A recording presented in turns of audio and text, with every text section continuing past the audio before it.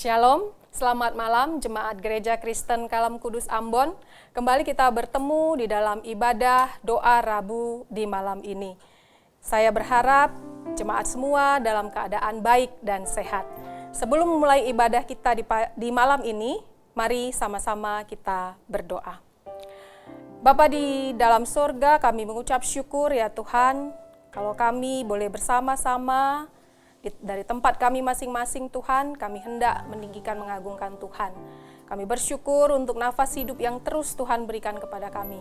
Kami bersyukur untuk segala aktivitas, usaha, pekerjaan yang boleh kami kerjakan sepanjang hari ini. Dan saat ini Tuhan, ketika kami akan menaikkan doa-doa kami, dan kami akan merenungkan kebenaran firman Tuhan, pimpin hati setiap kami dengan kuasa Roh-Mu. Dari awal sampai akhir Tuhan, ibadah ini kami serahkan ke dalam tangan pimpinan Tuhan, pengampunan-Mu Tuhan akan segala dosa dan pelanggaran kami, kiranya turun atas setiap kami. Di dalam nama Tuhan Yesus kami berdoa mengucap syukur, amin. Jemaat yang terkasih, kita akan menaikkan pujian kita. Mari kita naikkan Bapa ku datang padamu.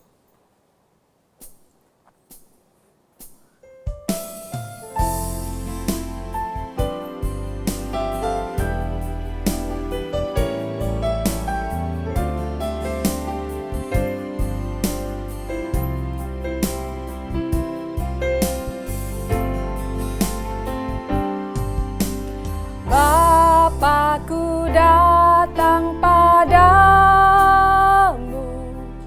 naikkan ucapan syukur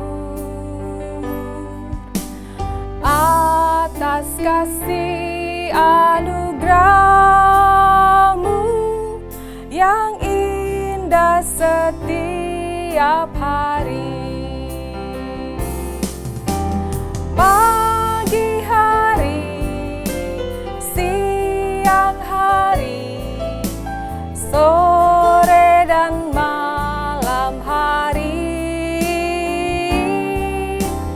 tak hentinya mengucap syukur atas kebaikan-Mu.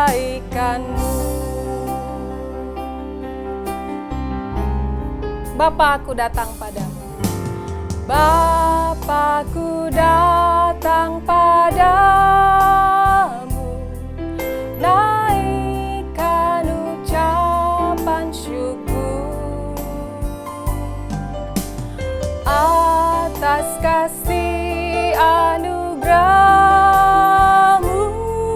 yang indah setiap hari. Pagi hari, siang hari, sore dan malam hari, tak hentinya mengucap syukur atas kebaikan-Mu. Mari kita menaikkan topik doa kita di hadapan Tuhan. Kita berdoa untuk pertumbuhan iman dari Jemaat Gereja Kristen Kalam Kudus Ambon. Kita juga berdoa untuk setiap keluarga, bahkan kita berdoa untuk setiap pergumulan jemaat yang ada saat ini. Mari bersama-sama kita menaikkan topik doa ini. Bapa di sorga, kami saat ini datang ke hadapan-Mu Tuhan, kami menaikkan doa kami ya Tuhan, terkhusus untuk setiap jemaat Gereja Kristen Kalam Kudus Ambon dimanapun berada, baik yang ada di kota Ambon maupun yang di luar kota Ambon. Tuhan, sekalipun saat ini kami masih terus melakukan ibadah online, tapi kami rindu Tuhan, melalui ibadah online ini, kami boleh dikuatkan, diteguhkan di dalam iman percaya kami Tuhan. Biarlah senantiasa Tuhan kami boleh semakin bertumbuh, semakin mengenal siapa Tuhan Yesus yang kami sembah. Tuhan, kami juga berdoa untuk setiap pergumulan dari jemaat Tuhan. Kami rindu ya Tuhan, setiap jemaat Tuhan dalam segala pergumulan mereka ya Tuhan. Mungkin ada yang berkekurangan, mungkin ada yang badannya kurang baik keadaannya. Tuhan, Engkau yang menjamah tubuh fisik setiap kami ya Tuhan. Berikan hikmat bijaksana kepada kami ya Tuhan, untuk kami boleh membawa tubuh kami ini untuk tetap sehat, untuk tetap kuat menjalani segala aktivitas kami sehari-hari. Biarlah ya Tuhan, senantiasa Engkau juga yang memberkati setiap hal yang dikerjakan oleh jemaat Tuhan. Untuk usaha pekerjaan, mungkin ya Tuhan, mereka mengalami kekurangan ataupun penurunan di dalam penghasilan. Tapi biarlah Tuhan, ucapan syukur boleh tetap kami naikkan di hadapan Tuhan. Biarlah ya Tuhan, Engkau juga yang terus memberkati jemaat Tuhan. Ketika kami ya Tuhan memiliki keluarga yang ada di luar Ambon, Tuhan juga yang memelihara mereka. Tuhan yang mencukupkan segala sesuatu yang mereka butuhkan. Dan Tuhan, Engkau yang juga memberikan komunitas untuk mereka juga di sana. Tuhan, boleh memiliki komunitas yang senantiasa membangun mereka, membangun keteguhan iman mereka, membangun hati mereka ya Tuhan, untuk tetap bersandar dan mengandalkan Tuhan. Terima kasih ya Bapa. Dalam nama Yesus kami berdoa.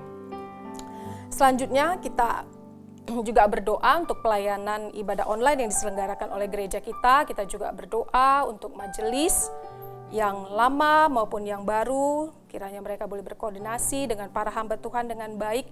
Kita doakan supaya gereja kita ini tetap melayani, terkhusus di tengah situasi yang saat ini gereja kita diharapkan menjadi garam dan terang tengah-tengah kota Ambon. Mari kita berdoa untuk topik doa ini. Bapak, saat ini kami juga berdoa untuk setiap ibadah online yang dilaksanakan Tuhan, mulai dari sapaan pastoral, ibadah umum, ibadah komisi, doa malam, doa pagi. Biarlah ya Tuhan, semuanya itu boleh memenuhi kebutuhan setiap jemaat Tuhan. Untuk kami mengalami penyertaan Tuhan, pemeliharaan Tuhan, dan kami boleh terus bersyukur. Engkau ya Tuhan yang telah memberkati setiap jemaat Tuhan melalui Gereja Kristen Kalam Kudus Ambon dengan menyediakan pelayanan ibadah online ini. Berkati ya Tuhan, untuk setiap majelis, untuk setiap hamba Tuhan, biarlah boleh berkoordinasi dengan baik ya Tuhan. Sekalipun saat ini ya Tuhan, kami belum bisa bertemu untuk berkumpul bersama ya Tuhan, tapi kami tahu ketika hati kami bersama-sama merendahkan diri di hadapan Tuhan, datang memohon kepada Tuhan, maka Tuhan berkarya bagi gereja kami. Kami rindu Tuhan, gereja kami boleh menjadi gereja yang menjadi garam dan terang tengah-tengah kota Ambon. Berikan kami hikmat-Mu ya Tuhan, supaya kami dapat memancarkan kasih Kristus itu di tengah-tengah kota Ambon. Biarlah orang lain boleh melihat sungguh Kristus bertahta di dalam gereja kami. Terima kasih ya Bapa, di dalam nama Tuhan Yesus kami berdoa. Selanjutnya mari kita berdoa untuk situasi saat ini, untuk virus corona yang masih juga belum usai dan semakin bertambahnya jumlah pasien yang positif. Kemudian kita berdoa untuk pemerintah, untuk tim medis. Kemudian bagaimana rencana pemerintah untuk kebijakan untuk pola hidup yang baru sesuai dengan COVID-19 ini, hidup berdamai dengan COVID-19. Kemudian kita berdoa untuk krisis ekonomi global yang terjadi saat ini. Mari sama-sama kita menaikkan doa ini di hadapan Tuhan. Bapa di dalam surga, kami saat ini juga datang ke hadapan-Mu Tuhan, membawa keadaan global ya Tuhan yang saat ini masih dipapar oleh virus COVID-19. Kami rindu Tuhan, dengan banyaknya, semakin bertambahnya jumlah pasien yang positif di Indonesia Tuhan, masyarakat boleh semakin sadar untuk kami Tuhan boleh melakukan pola hidup yang senantiasa mengikuti standar hidup yang sudah ditetapkan oleh WHO Tuhan. Kami rindu kami menjadi orang-orang yang patuh, kami tunduk kepada pemerintah supaya penyebaran COVID ini ya Tuhan boleh menurun adanya. Tuhan, kami rindu Engkau yang berkati pemerintah bersama dengan lembaga-lembaga lain, terkhusus dengan tim medis, rumah sakit yang sudah ditunjuk, laboratorium yang sudah ditunjuk, boleh berkoordinasi dengan baik dan boleh bekerja sama dengan baik, sehingga penanganan untuk pasien COVID-19 ini Tuhan boleh senantiasa membuahkan hasil yang baik. Penurunan angka dari pasien menjadi seorang yang sembuh, biarlah itu semakin bertambah setiap hari Tuhan. Tuhan, kami juga berdoa ya Tuhan untuk krisis ekonomi secara global yang terjadi saat ini Tuhan.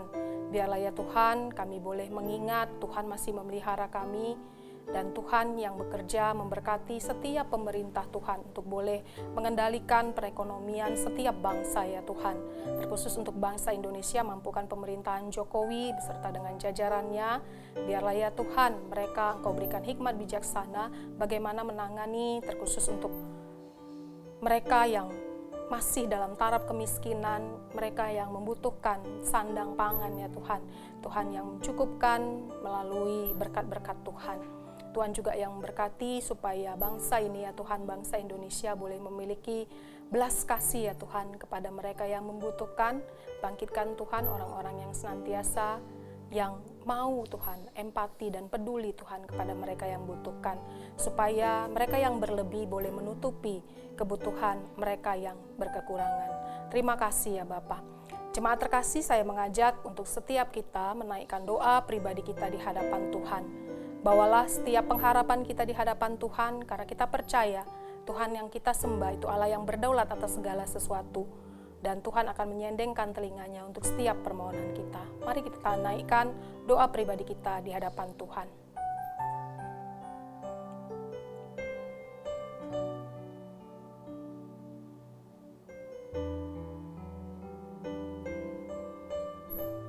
Ya Bapa, Engkau yang mendengar setiap seruan doa kami, minta tolong ya Tuhan.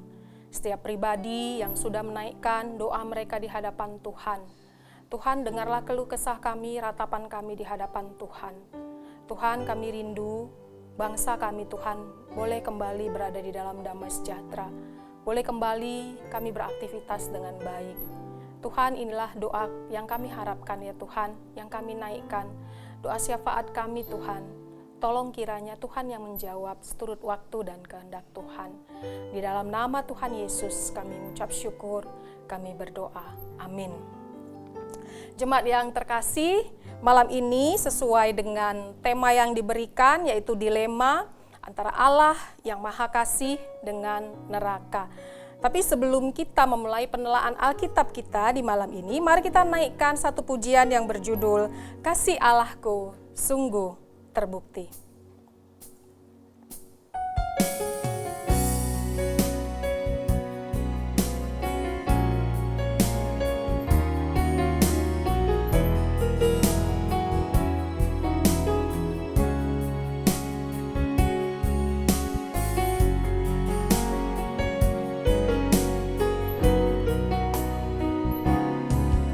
Kasih Allahku sungguh telah terbukti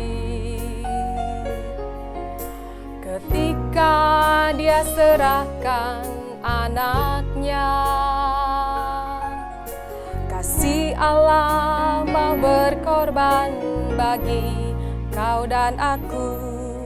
Tak ada kasih seperti kasih. Kasih Allahku sungguh telah terbukti ketika Dia serahkan anaknya. Kasih Allah mau berkorban bagi kau dan aku. Tak ada kasih seperti kasih. Bersyukurlah bersyukur karena kasih setiamu. Ku sembah dan ku sembah selama hidupku. Ku sembah kau Tuhan.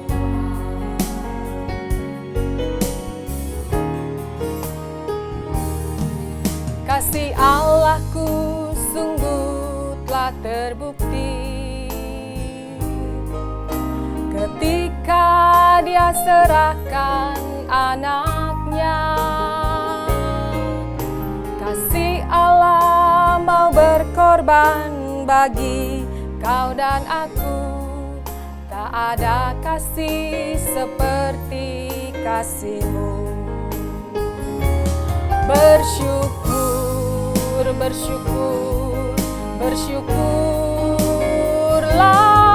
bersyukur karena kasih setiamu.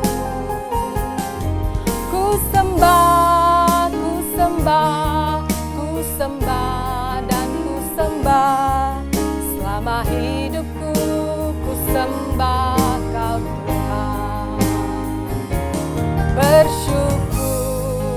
bersyukur.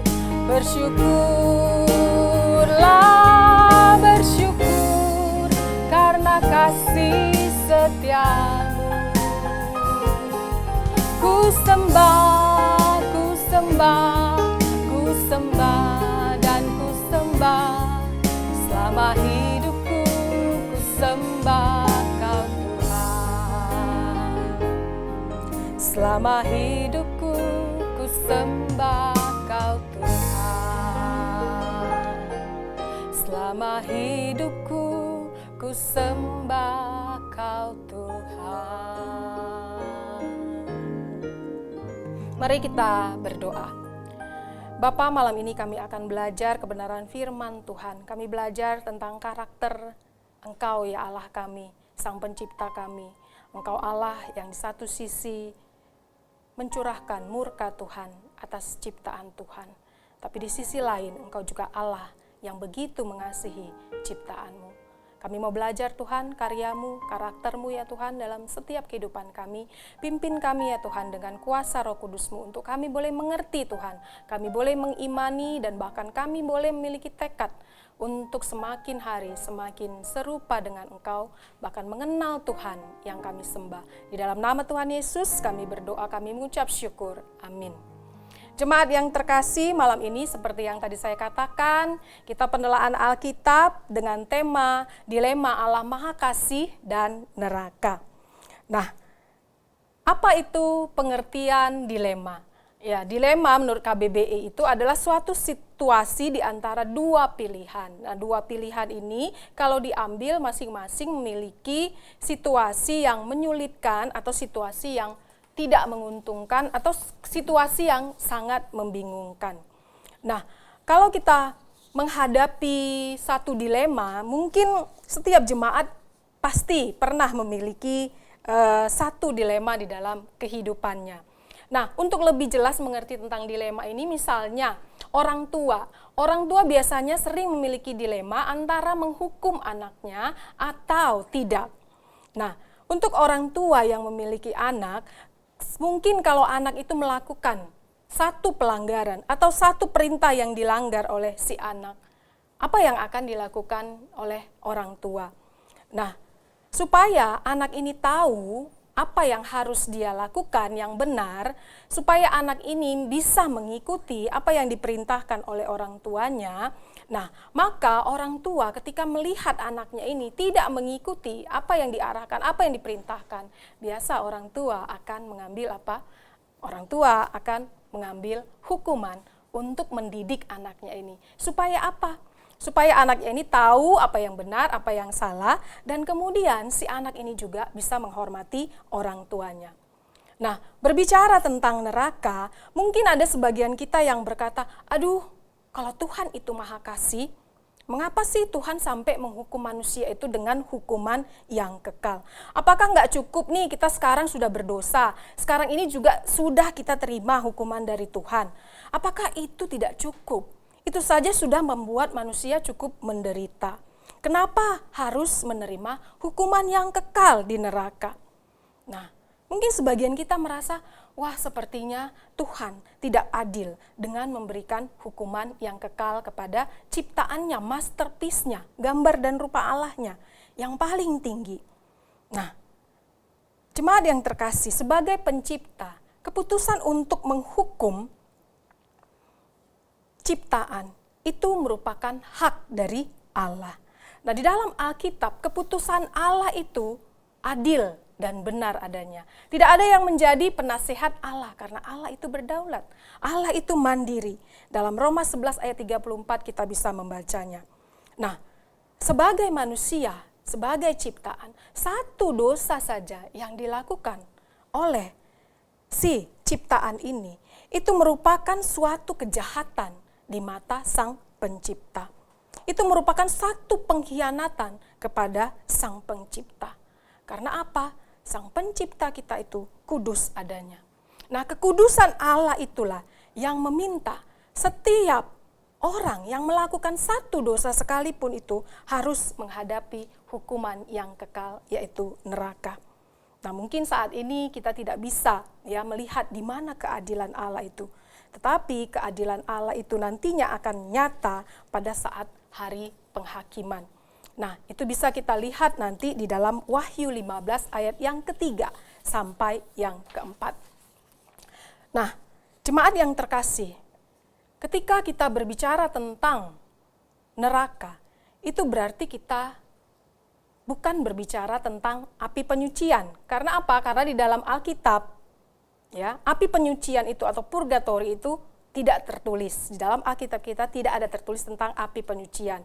Nah, api penyucian itu dibangun dari tradisi Roma Katolik, ya. Jadi bukan berasal dari pengajaran Alkitab.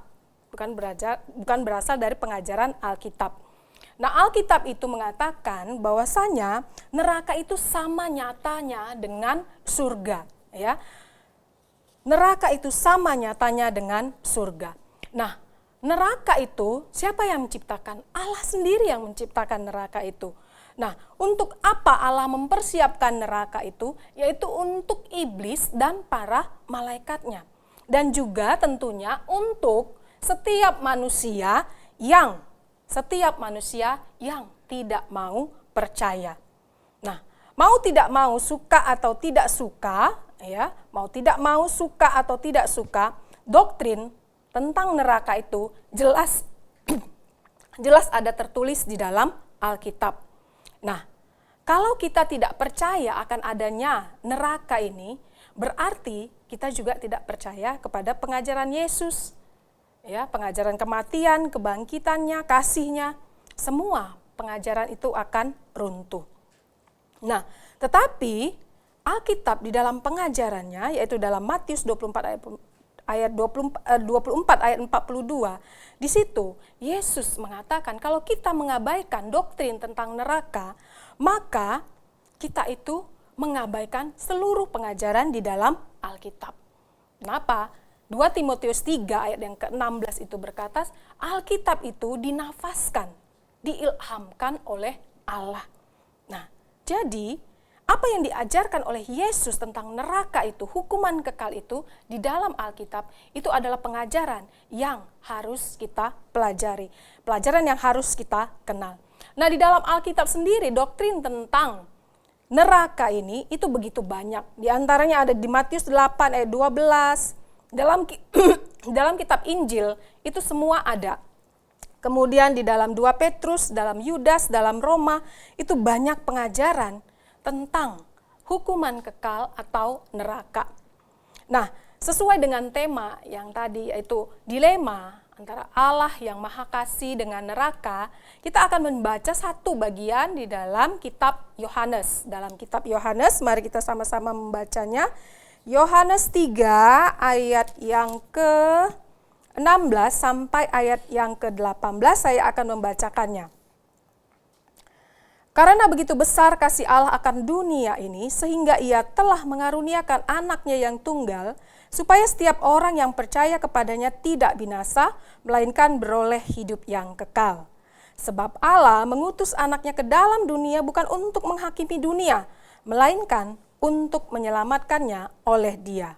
Barang siapa percaya kepadanya, ia tidak akan dihukum. Barang siapa tidak percaya, ia telah berada di bawah hukuman. Sebab ia tidak percaya dalam nama anak tunggal Allah. Saya ulangi ayat yang ke-18. Barang siapa percaya kepadanya, ia tidak akan dihukum. Barang siapa tidak percaya, ia telah berada di bawah hukuman. Sebab ia tidak percaya dalam nama anak tunggal Allah. Demikian kebenaran firman Tuhan. Nah, menurut John Frame, seorang penulis teologi sistematika, ya, ketika orang Kristen itu menginjili, seringkali kita itu sungkan untuk berbicara tentang neraka. Nah, seringkali yang diperkatakan, yang diberitakan oleh orang Kristen itu adalah tentang bagaimana kasih Allah itu, kasih Allah di dalam Kristus itu. Nah, jadi kalau ayat yang kita baca itu tadi sering sekali hanya sampai di ayat yang ke-16 sampai yang ke-17 mungkin. Tetapi ayat yang ke-18 ini sering tidak diperkatakan, ya. Nah, tadi dikatakan barang siapa yang tidak percaya, dia sudah berada di bawah hukuman. Nah, tetapi ya memang di dalam Alkitab ya kebanyakan konteks penginjilan yang tertulis dalam Alkitab itu sering tidak memperkenalkan tentang neraka.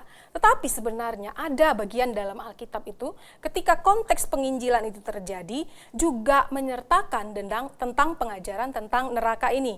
Salah satu contohnya adalah dalam Lukas pasal yang ke-13 ayat yang ketiga dan ayat yang kelima itu berkata, "Jikalau kamu tidak bertobat, kamu semua akan binasa dengan cara yang demikian." Nah, kemudian kalau kita melihat lagi, ya, penulis teologi sistematika yaitu Louis Berkhof mengatakan, maksud dari penghakiman akhir Tuhan itu bukan untuk melihat pola hidup manusia. Kenapa? Karena tentunya setiap kehidupan kita ini, apa yang kita kerjakan itu pasti Allah sudah tahu semuanya. Tetapi menurut Berkhof, tujuan dari penghakiman akhir itu adalah supaya ciptaan Allah ini mengagungkan dan membesarkan kekudusan, kebenaran, bahkan anugerah dan belas kasih Tuhan. Itulah tujuan dari penghakiman akhir ini. Nah, menurut Berkhof, doktrin tentang penghakiman akhir ini memiliki beberapa pengaruh moral dalam kehidupan manusia. Nah, yang pertama itu adalah penghakiman akhir akan memuaskan perasaan dan kebutuhan kita tentang keadilan di dalam dunia. Nah, jadi jemaat terkasih, ketika kita melihat seseorang yang kita lihat terus-menerus berbuat dosa, kita nggak usah repot-repot. Kenapa? Ya, karena Allah yang memegang kendali. Akhir hidupnya nanti kita tahu dia akan kemana. Ya. Kemudian yang kedua menurut Berkhof, penghakiman akhir itu memampukan kita untuk mengampuni kesalahan orang lain dengan lapang dada. Ingat, pembalasan itu bukan hak kita sebagai ciptaan, tapi pembalasan itu adalah hak dari Tuhan yang menciptakan. Itu dalam Roma 12 ayat 19 berkata demikian. Kemudian penghakiman akhir itu akan membawa kita kepada motivasi untuk hidup di dalam kebenaran. Ya, nah kalau kita melihat orang-orang yang sudah diselamatkan itu, labelnya itu sudah menjadi label warga kerajaan Allah. Nah, sebagai warga kerajaan Allah tentunya yang dilakukan adalah kebenaran. Nah, kemudian Yesus berkata di dalam Matius 6 ayat 20, kumpulkanlah harta di surga, jangan mengumpulkan harta di dalam dunia ini. Kemudian yang keempat, penghakiman akhir itu akan membawa kita kepada motivasi untuk menginjili. Nah, kita tahu Allah itu adalah Allah yang panjang sabar. Dia menghendaki supaya orang-orang yang belum pernah mendengar tentang Injil itu boleh mendengar tentang Injil dan akhirnya mau berbalik dan bertobat kepada jalan Tuhan. Itu di dalam 2 Petrus 3 ayat yang 9 berkata demikian. Nah, kemudian seorang penulis teologi sistematika lagi yang bernama Herman Bavinck mengatakan, hukuman itu penting supaya dia tetap Allah. Hukuman itu merupakan bukti kuat bahwa keadilan Allah harus ada dan bahwa hanya Allah saja yang baik dan benar. Allah tidak akan membiarkan ciptaannya itu sebagai tandingannya. Tetapi ciptaannya itu harus tunduk, harus taat kepada Sang Pencipta. Nah, jemaat yang terkasih, sejak kejatuhan Adam dan Hawa ke dalam dosa, maka hidup kita itu penuh dengan berbagai macam penderitaan. Berbagai macam problema, masalah yang kita hadapi, itu semua disebabkan karena dosa. Dosa telah membuat keterpisahan kita dengan Sang Pencipta. Dosa juga telah membuat keterpisahan kita, keterasikan kita dengan sesama. Bahkan dosa juga telah membuat keterpisahan kita dengan alam semesta ini. Inti dari dosa sebenarnya itu adalah ketidakpercayaan, kekerasan hati yang diikuti dengan kebanggaan dan keinginan untuk memiliki. Nah, Kejadian pasal yang ketiga itu mengatakan, Adam dan Hawa lebih percaya kepada perkataannya si ular daripada perkataan Allah Sang penciptanya. Nah, saudara, kita mengetahui bahwasanya karakter Allah kita itu adalah Allah yang kudus. Karakter Allah yang kita sembah itu adalah Allah yang benar, Allah yang adil. Dan karena kekudusan Allah itu, Allah meminta orang-orang yang diciptakannya ini untuk juga hidup di dalam kekudusan. Allah telah memberikan standar kekudusan hidup bagi setiap orang yang percaya. Dari mana kita tahu standar kekudusan hidup yang diberikan oleh Allah itu? Standar kekudusan hidup orang percaya itu ada di dalam Alkitab. Ya, Alkitab adalah otoritas tertinggi yang harus dipegang oleh setiap orang yang percaya. Nah, puncak dari narasi Alkitab itu, dari perjanjian lama sampai perjanjian baru, itu adalah tentang Yesus. Nah, bagaimana Yesus lahir, bagaimana Yesus sampai naik ke surga. Nah, di dalam dunia, di dalam Alkitab ini, kita melihat suatu fakta di dalam Roma 3 ayat 23. Semua orang telah berbuat dosa dan telah kehilangan kemuliaan Allah. Ini berarti tidak ada satupun orang yang benar. Semua manusia sudah tercemar oleh dosa. Nah, 1 Korintus 15 ayat 21 sampai 22 itu merupakan fakta bahwa karena dosa Adam, dosa satu orang, telah menyebabkan semua manusia itu berdosa. Dan semua orang yang berdosa itu akan dimurkai oleh Allah. Allah akan melampiaskan murkanya kepada setiap orang yang berdosa. Nah, tetapi di dalam 1 Yohanes 4 ayat 8, di situ dikatakan bahwa Allah itu adalah Allah yang pengasih. Nah, satu sisi Allah kita itu adalah Allah yang bisa murka. Tetapi satu sisi Allah kita itu adalah Allah yang maha kasih. Bagaimana bisa kasih dan murka Allah ini tadi bisa berpadu? Jawabannya yaitu berpadu di dalam salib Kristus. Jika Yesus tidak datang ke dalam dunia dan mati menanggung murka Allah itu, maka setiap manusia itu tidak ada yang akan masuk surga. Semuanya akan masuk ke neraka. Dengan kata lain apa? Dengan kata lain, orang percaya, bagi orang yang percaya, murka Allah itu sebenarnya sudah ditanggung oleh Yesus. Pada saat Yesus mati di kayu salib.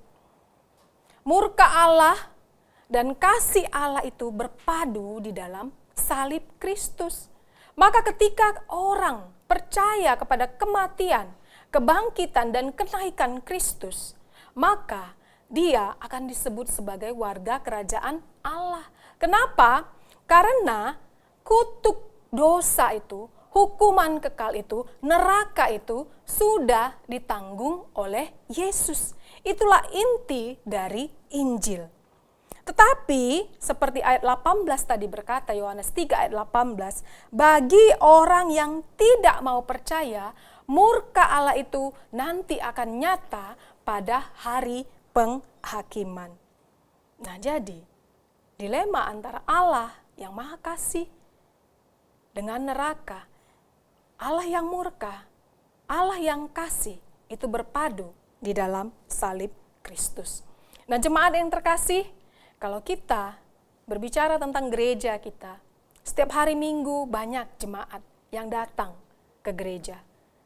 Dalam ibadah komisi juga banyak yang hadir, bahkan mengikuti ibadah-ibadah malam, ibadah doa pagi.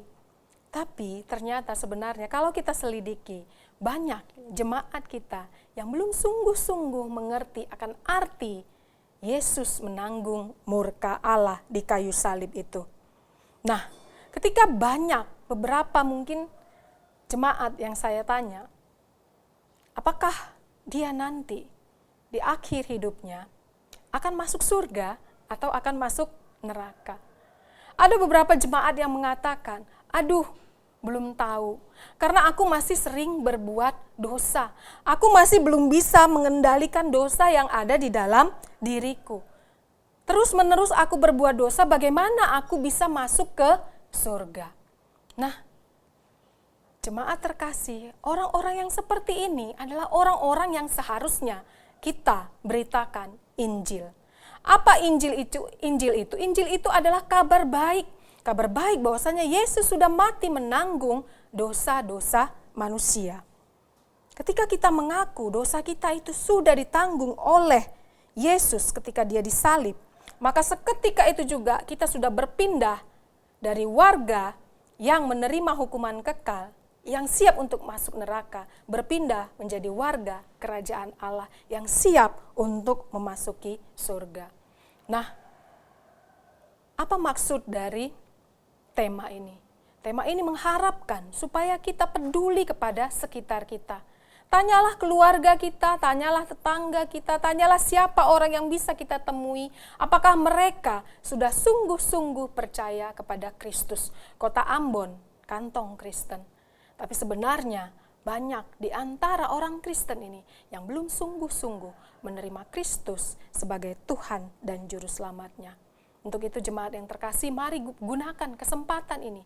Orang-orang di sekitar kita yang belum menerima keselamatan dalam Kristus itu adalah kesempatan kita untuk memberitakan Injil, keselamatan itu di dalam Kristus. Amin.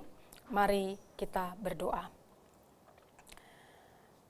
Bapa di sorga, kami mengucap syukur Tuhan kalau kami boleh belajar tentang Allah yang Maha Kasih, begitu juga Allah yang bisa murka, yang akan melampiaskan murka Allah itu dengan memberikan hukuman yang kekal, yaitu neraka. Tuhan, Engkau Allah yang kudus, dan kekudusan-Mu ya Tuhan menghendaki supaya kami Tuhan mengikuti perintah Tuhan untuk hidup juga menurut standar kekudusan Tuhan. Tuhan, kami percaya Alkitab ini dinafaskan oleh Engkau sendiri ya Tuhan. Dan kami mau mengikuti apa yang diajarkan oleh firman-Mu yang tertulis di dalam Alkitab. Berikan kami ya Tuhan hati yang terus mau belajar mengenal karakter Allah, karakter Tuhan yang kami sembah itu. Berikan kami juga hati ya Tuhan yang mau melihat sekeliling kami, seisi rumah kami, anggota keluarga kami, mungkin tetangga kami, mungkin anggota jemaat kami, atau mungkin siapapun Tuhan. Apakah itu orang-orang di toko yang datang dan pergi, di dalam usaha pekerjaan kami Tuhan. Kami rindu Tuhan, kami boleh membawa mereka, memperkenalkan Injil itu kepada setiap mereka yang belum percaya. Kota Ambon adalah kota kantong Kristen, tapi banyak di antara orang-orang Kristen ini yang ternyata belum memiliki jaminan hidup yang kekal di dalam Kristus. Untuk itu Tuhan, biarlah ini merupakan satu kesempatan untuk kami boleh memberitakan kabar baik yang sudah Tuhan Yesus bawa itu, supaya setiap orang Tuhan boleh mengaku sungguh Kristus adalah Sang Hakim yang adil, yang akan menghukum dan akan mengasihi Tuhan orang-orang yang mau tunduk, orang-orang yang mau mengaku percaya Tuhan. Terima kasih ya Bapa. Berkati ya Tuhan jemaat Tuhan saat ini Tuhan, untuk mereka yang belum percaya bahwasanya Yesus sudah mati menanggung dosa, kutuk dosa itu Tuhan, menanggung hukuman kekal yang harus kami terima. Biarlah Tuhan Kau yang berbicara secara pribadi kepada setiap mereka. Berkat Tuhan membawa mereka kepada hidup yang kekal itu. Tuhan, kami akan mengakhiri ibadah doa kami malam ini Tuhan. Biarlah penyertaan, perlindungan, pemeliharaan dari Allah Bapa, Putra, dan Roh Kudus, itulah yang melingkupi setiap jemaat gereja Kristen Kalam Kudus dimanapun berada. Di dalam nama Tuhan Yesus kami berdoa. Bapa, terima kasih.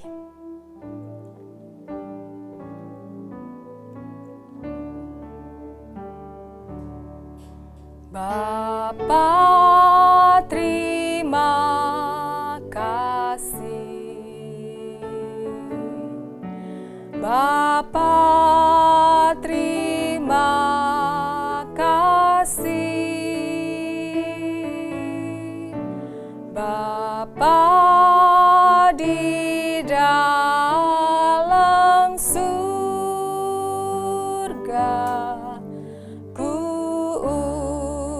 ucap terima kasih. Amin.